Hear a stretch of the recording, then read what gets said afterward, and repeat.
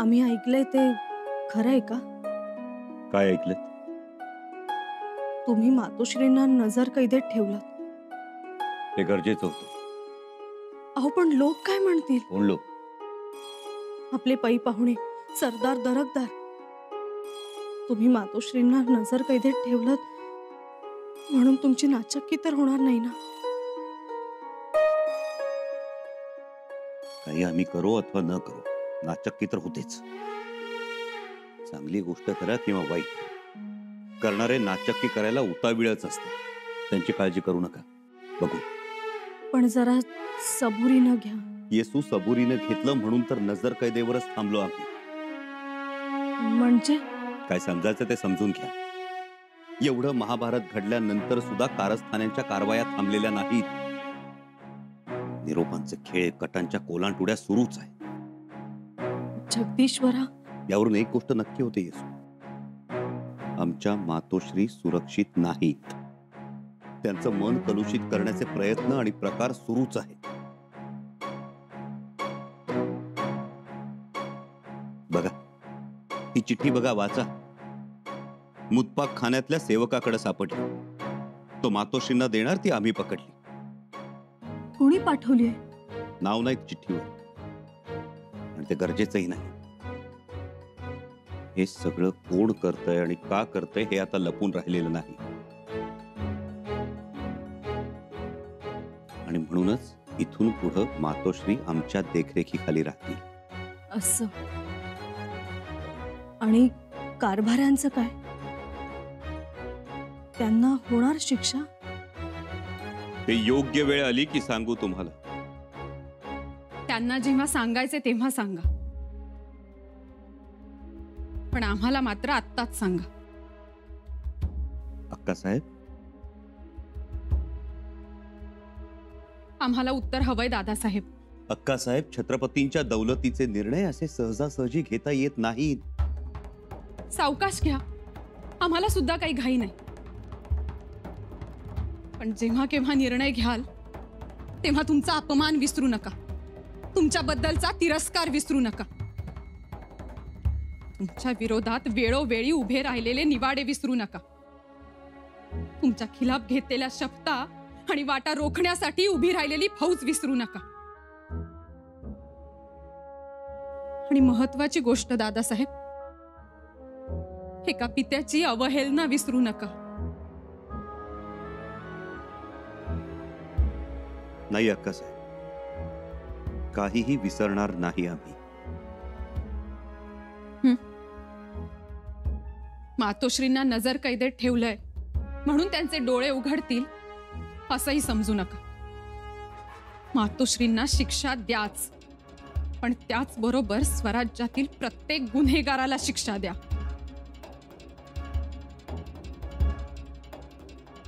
अक्कासाहेब, आम्ही योग्य तोच निर्णय घेऊ, खात्री बाळगा. आणि जो निर्णय घेऊ तो स्वराज्य हिताचाच असेल.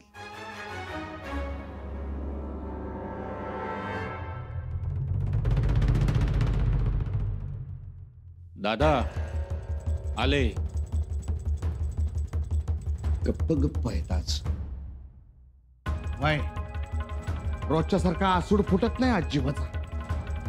मूग गिळले की काय?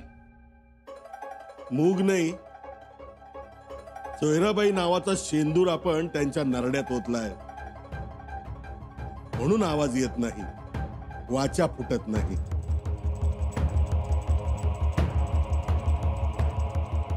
सरनोबत गप्प गप्प का?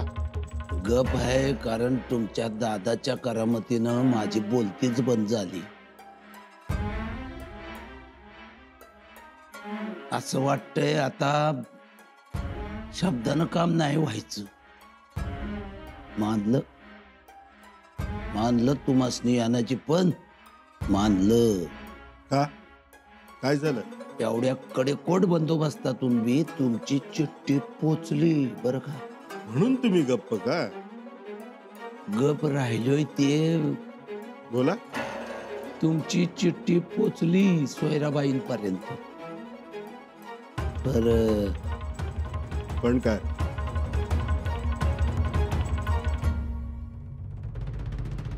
तर आधी ती शंभूराजांनी वाचली आणि मग पोचली.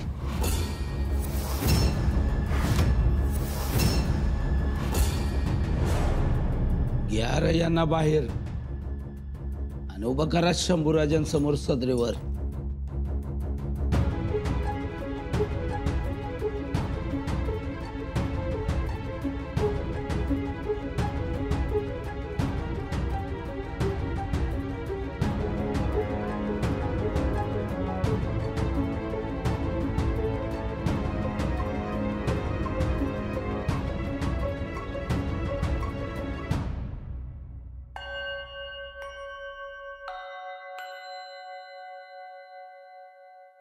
कविराज, युवराज, काय हे पत्र खलिते. एवढे? जी युवराज, अष्टप्रधान मंडळातील बरेच जण अटकेत आहेत, त्यामुळे पत्रव्यवहार बंद आहे. अनेक तक्रारी, जनतेची गाऱ्हाणी पडू नये. कविराज, याचा अर्थ हा निवाडा लवकरात लवकर निकाली काढावा लागणार. आजच संपवू निवाडा. युवराज, त्यानं स्वराज्याचं हित होईल, पण काय?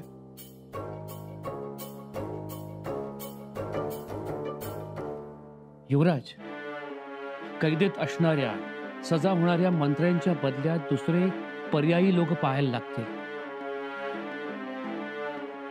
ते एक आव्हानच आहे. नवीन माणसं तयार करावी लागतील. नवीन माणसं तयार होतीलही, एवढी हुशार माणसं लागतील. कविराज, माणसं कशी रघुनाथ पंत पंडितांसारखी, सोनोपंत डबिरांसारखी, निळो सोनदेव, निराजीरावजी, गोपीनाथ पंत बोकील यांच्यासारखी असावी. निरीच्छ आणि अहोरात्र स्वराज्याचं हित जपणार. कविराज, बाळाजी पंत चिटणीसांना मदतीला घ्या. त्यांच्या साथीनं स्वराज्यातली चांगली माणसं शोधा. आजच कार्य हाती घेतो. निवाड्यानंतर या कारभाऱ्यांचं जे व्हायचं ते होईलच. त्यानंतर आम्ही स्वतः या नेमणुकांमध्ये लक्ष घालू. जी युवराज. अहो युवराज, ऐका. नाही ऐकणार आम्ही जाणार. नाही जाता येणार. माफी असावी. म्हणजे बाहेरचा माणूस आत नाही आणि आतला बाहेर नाही. मग आम्ही इथेच बसून राहायचं का? मग परवानगी घ्यावी लागल. त्या बिगर बाहेर नाही जाता येणार.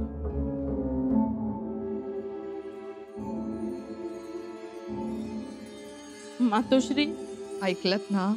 मग शांतपणे बसा महाला. नाही, आम्ही जाणार. फेरफटका मारणार गडावर. नजर कैद याचा अर्थ कळत नाही का तुम्हाला? नाही. राजे, नजर कैद म्हणजे बाहेर जाणं लांबच, पण श्वास सुद्धा परवानगीनं घ्यावा लागतो. पण बसून बसून आम्हाला कंटाळा आलाय. आणि किती वेळ एकाच ठिकाणी बसून राहायचं? आता आपल्या नशिबी हेच आहे. म्हणायला, दाखवायला नजर कैद, तशी ती कैदच असते.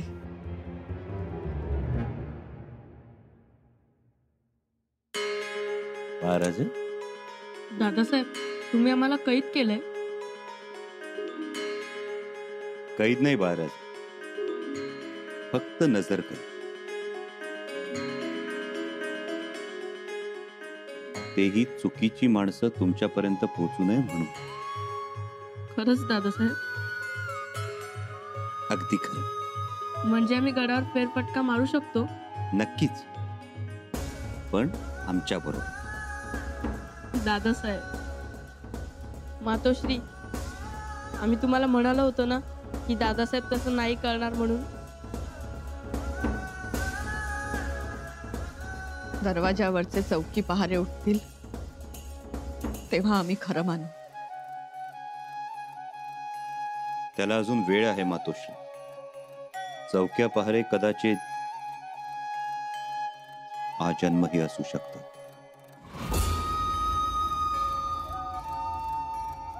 चला बाळाचे.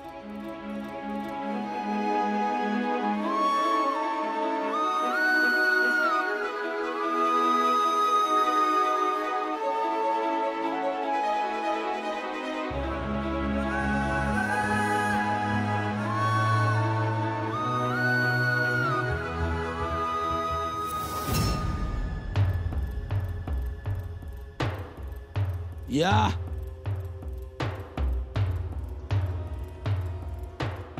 या आजचा शेवटचा दिवस, पुण्यांदा नाही फेरी व्हायची. या अंगाशी.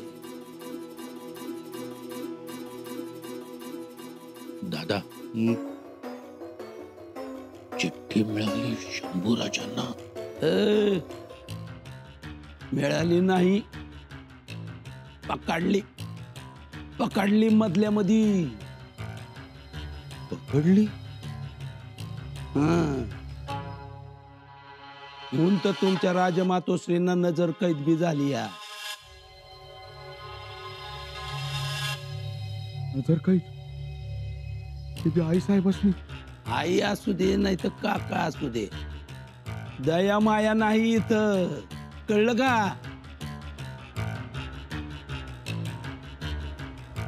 अरे ये वर्दी द्या युवराजासने, मनावर लटांबर आलंय सदरेवर.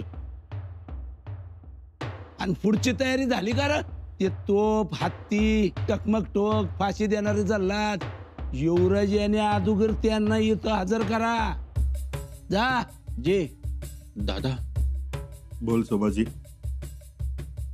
राजा मातोश्रींना नजर कैद, मग आपलं काय होणार?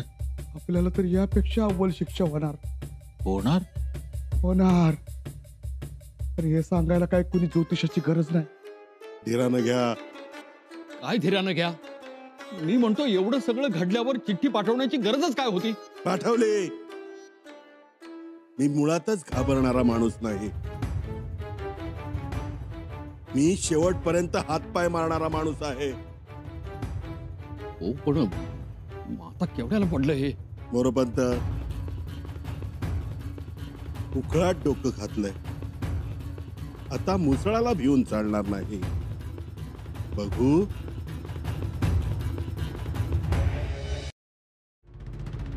बाराजे उद्या रपेटीला जाऊ. याल? हो. मग आजच घोड्याला खरारा करून ठेवा. सूर्योदयाबरोबर आम्ही तयार असू. पण एवढ्या सकाळी? महाराजे, आपल्या आबासाहेब आम्हाला भल्या पहाटे रपेटीला घेऊन जायचं. लक्षात ठेवा, कायम सूर्य उगवताना पाहायचा. काय झालं दादासाहेब, गाडा का थांबलाय? महाराजे, गाड्याचं एक चाक खड्ड्यात फसलंय. मग आता चाक बाहेर काढावं लागणार. कोणत्याही गाड्याचं हे असंच आहे. गाडा चालायचा असेल तर दोन्ही चाकं नीट असली पाहिजे. एक जरी चाक अडकलं, चालता गाडा थांबलाच म्हणून समजा. बरोबरच दादासाहेब. जर गती राखायची असेल तर वाटे इतकंच चाकाकडे लक्ष द्यावं लागतं. आम्ही ठेवू लक्ष. महाराजे, आम्ही सांगतो ती चाकं वेगळी. ही चाकं संसाराच्या गाड्याला असतात, गाव गाड्याला असतात, परंपरेच्या गाड्याला असतात. आणि स्वराज्याच्या गाड्यालाही असतात. स्वराज्याच्या गाड्याची कोणती दोन चाकं? एक फौज आणि दुसरं प्रशासन. एक शक्ती, दुसरी युक्ती, बुद्धी. म्हणजे अष्टप्रधान मंडळ. अष्टप्रधान मंडळ. आणि सध्या आपलं हेच चाक निखळलंय. मग स्वराज्याचा गाडा थांबणार.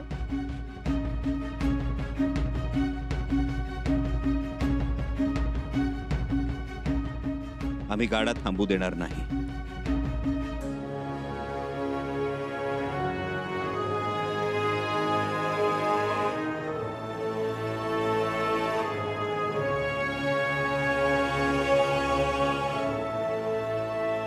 हर हर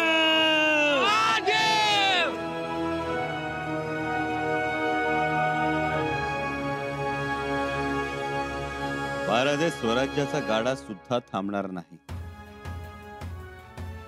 थोडी गती कमी होईल फार तर, पण चाक बदलायचं आणि पुन्हा घ्यायचा वेग. असं करता येतं? तसंच करायचं असतं.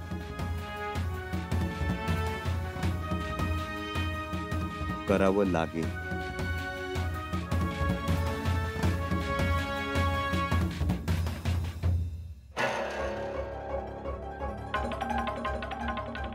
सरनोबत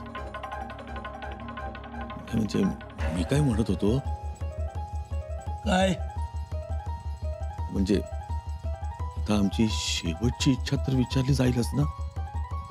आता काय शेपट काढत बसू नका. बघा नाही पण युवराज येत आहेत.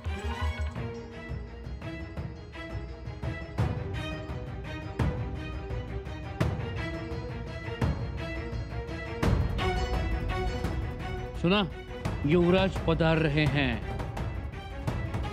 निकाल देण्यासाठी.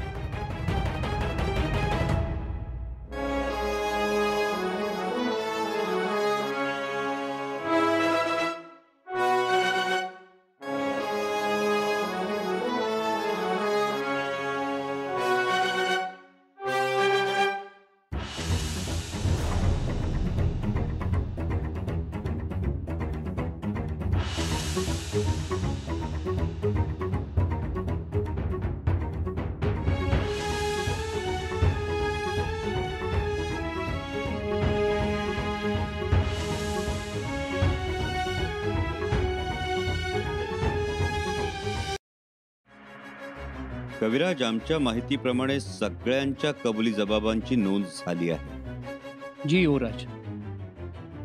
प्रल्हादपंत, स्वराज्याच्या न्याय व्यवस्थेला धरून आहेत कबुली जबाब?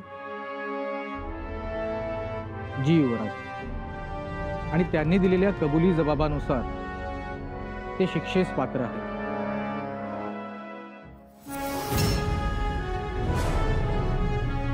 मग काय कामच झालं. युवराज, आप इन्हें कड़ी से कड़ी सजा दे सकते हैं.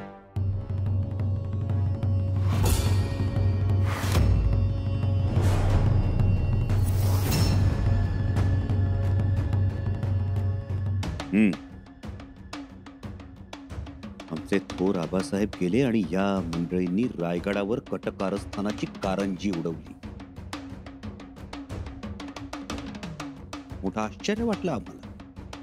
अहो, छत्रपती आपल्यातून निघून गेल्यानंतर मिळवण्यासारखं काही उरलं होतं का?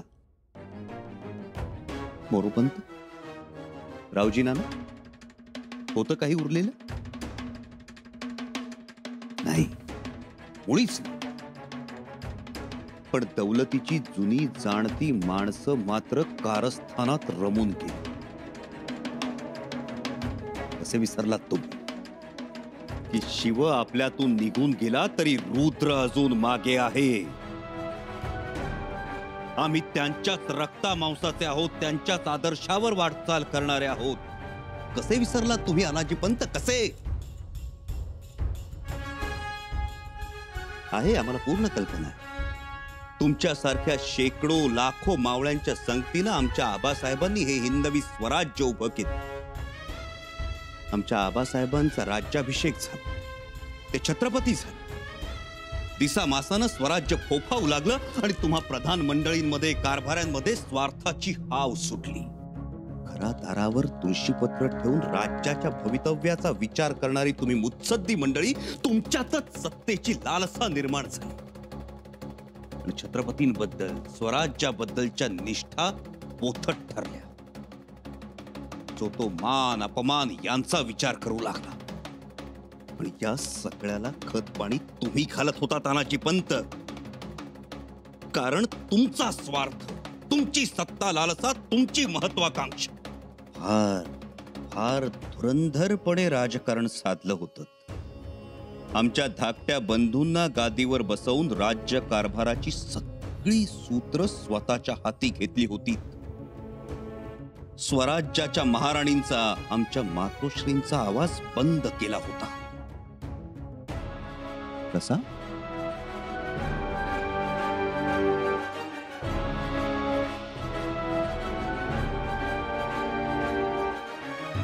राणीनं राजा मारला.